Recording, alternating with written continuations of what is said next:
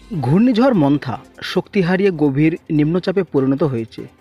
আগামী কয়েকদিন তা উত্তর পশ্চিম দিকে এগিয়ে আরও শক্তি ক্ষয় করবে।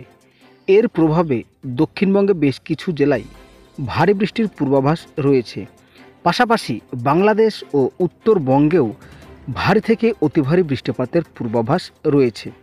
ঘূর্ণিঝড় দুর্বল হয়ে যে নিম্নচাপে পরিণত হয়েছে, এই নিম্নচাপে আজকে দক্ষিণবঙ্গে এবং উত্তরবঙ্গে পাশাপাশি বাংলাদেশের বেশ কিছু অঞ্চলে মেঘ লক্ষ্য করা গিয়েছে এবং একাধিক জায়গায় কিন্তু বৃষ্টিপাত হয়েছে। তবে এই বৃষ্টিপাত মূলত যেটা সীমাবদ্ধ দেখা যাচ্ছে আজকে সন্ধে পর্যন্ত। তবে আজকে সন্ধ্যের পর থেকে দক্ষিণবঙ্গে বৃষ্টিপাতের তেমনভাবে সম্ভাবনা থাকবে না, তবে আকাশ মেঘলা থাকবে।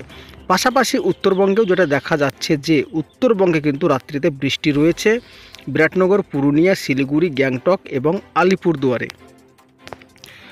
বাংলাদেশের ক্ষেত্রেও সেম একই অবস্থা রয়েছে। বাংলাদেশেও কিন্তু রাত্রিতে আজকে বৃষ্টিপাত নেই। তবে আগামীকাল শুক্রবার যেটা প্রথম দিকে দেখা যাচ্ছে যে সকালবেলার দিকে কিন্তু দক্ষিণবঙ্গে বৃষ্টিপাত কোনোরকমভাবেই আমরা দেখতে পাচ্ছি না, পাশাপাশি বাংলাদেশেও দেখতে পাচ্ছি না সকালবেলার দিকে বৃষ্টিপাত। তবে বৃষ্টিপাত কিন্তু রয়েছে আগামীকালকে দুপুরের পর থেকে, যেটা লক্ষ্য করা যাচ্ছে যে বিশেষ করে বাঁকুড়া, পুরুলিয়া, হাওড়া, হুগলি, কলকাতা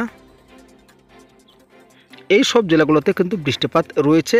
পাশাপাশি বাংলাদেশের ক্ষেত্রে ঢাকা, বরিশাল, মেহেরপুর, কালাই, ময়মনসিংহ, সিলেট এই জায়গাগুলোতে কিন্তু বিক্ষিপ্ত বৃষ্টিপাত রয়েছে।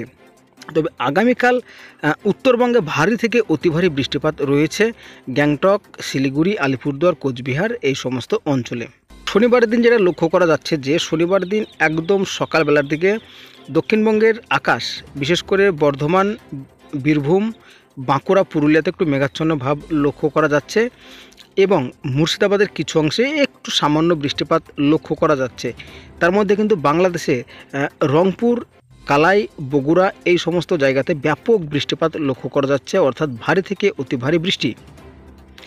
পাশাপাশি উত্তরবঙ্গে সবথেকে বেশি বৃষ্টিপাত লক্ষ্য করা যাচ্ছে, বন্যা পরিস্থিতি তৈরি হতে পারে এমনটাই কিন্তু লক্ষ্য করা যাচ্ছে শিলিগুড়ি, আলিপুরদুয়ার, গ্যাংটক, তাছাড়াও গোয়ালপাড়া, গুয়াহাটি এই সমস্ত অঞ্চলে কিন্তু সবথেকে ভারী বৃষ্টিপাত কিন্তু আমরা এই মুহূর্তে দেখতে পাচ্ছি উত্তরবঙ্গের ক্ষেত্রে। রবিবার যদি লক্ষ্য করা যায় তো বন্ধুরা, রবিবারের দিন কিন্তু এই বৃষ্টিটা সিলেট, শিলচর হয়ে কিন্তু বেরিয়ে যাচ্ছে আমাদের গুয়াহাটি, ডিব্রুগড়, অসমের দিকে। অর্থাৎ রবিবারের পর থেকে কিন্তু দক্ষিণবঙ্গ, উত্তরবঙ্গ এবং বাংলাদেশে বৃষ্টিপাতের সম্ভাবনা লক্ষ্য করা যাবে না, তবে মাঝে মধ্যে কিন্তু আকাশ মেঘলা হতে পারে।